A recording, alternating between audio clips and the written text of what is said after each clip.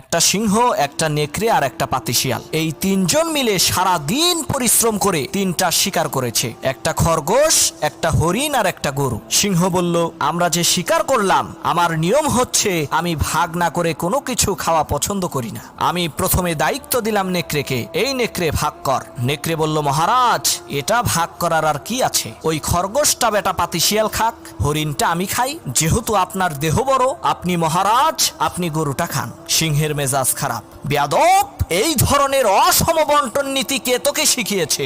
এক থাপ্পড় মেরেছে, নেকড়ের কল্লা 50 হাত দূরে যেয়ে পড়ছে। এবার সিংহ শিয়ালকে বলছে, এই শিয়াল ভাগ কর বেটা। শিয়াল কয়, মহারাজ এর মধ্যে ভাগ করার কিছু নাই, আপনি ব্রেকফাস্ট করবেন খরগোশ দিয়ে, লাঞ্চ করবেন হরিণ দিয়ে, আর ডিনার করবেন গাভী দিয়ে। মহারাজ খুব খুশি। হে রে শিয়াল রে, এত ইনসাফ ভিত্তিক বন্টন নীতি কে তোকে শেখালো রে? শিয়াল বলে, কিছুক্ষণ আগে যে কল্লা দিয়ে গেছে